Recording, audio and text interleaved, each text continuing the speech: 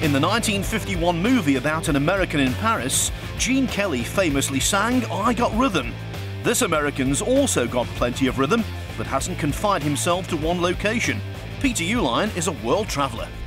You know, it's nice. You get to see all these different cultures. There's so many different things all around the world. It's just fantastic to see.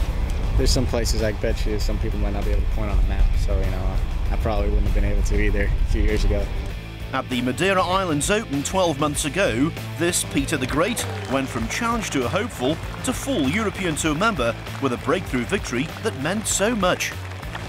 First win as a pro, which is always huge, and it's always tough to get that first one. And then, you know, allowed me to play the rest of the year on the main tour, which was great. And I had a good week the next week at Wentworth, and then you know, I just kind of kept playing consistently. You know, Madeira kind of helped jumpstart the rest of my year, and I had a good year last year.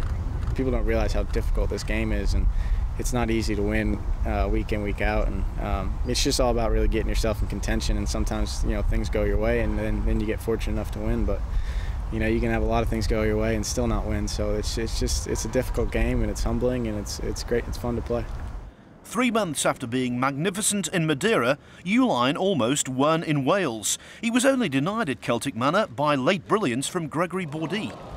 I birdied 2 of my last 4. Obviously, when you have a lead starting the round, you like to get it done. But I felt like I at least had a chance coming down the stretch, and Bourdie just made more putts than I did, and there's nothing you can do about it. And you know, that's just the way it is. Last September at Kingsbarns during the Alfred Dunhill Links Championship, Uihlein so nearly shot the first 59 in European Tour history. So when did he realise that magic number was on? Not till the 8th hole, my 17th, par 3. I figured the 9th I can get a birdie, and I figured I could try and birdie that one. I just missed it, and then I had a good look for eagle on 18, just missed it. But it wasn't really until then. I didn't really know what I was at, because I started making them from everywhere, and you know, at that point you're just trying to keep them going, and you know, that's kind of when I started thinking about it. At St Andrews, more magic, before eventually losing in a playoff to David Howe.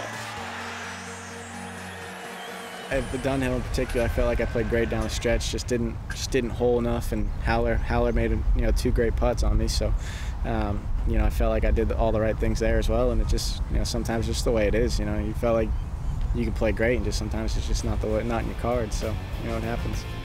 And Peter's most beloved venue is? Yeah, St Andrews is by far my favorite golf course, and I love Kingsbarns now, and I've always liked Kingsbarns, and Carnoustie is one of the toughest places I've ever played. It's truly a great place, and you know, I'm definitely looking forward to going back there. With the folks back home across the Atlantic wanting to see him compete as well, how's Peter now going to divide his precious time?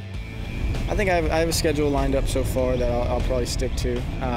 It's nice going back to places that you've seen before, and you know, the way the schedule is set up, it's, you know, it's almost in blocks per se, and you can kind of go from, you know, this part of Europe to that, you know, just keeps it close. It makes it a little bit easier traveling wise. So you know, there's some courses I'll probably go back to, and there's some places I haven't been that I'll go to. So you know, I'm definitely looking forward to it. One thing's for sure, this former US amateur champion appreciates his lifestyle.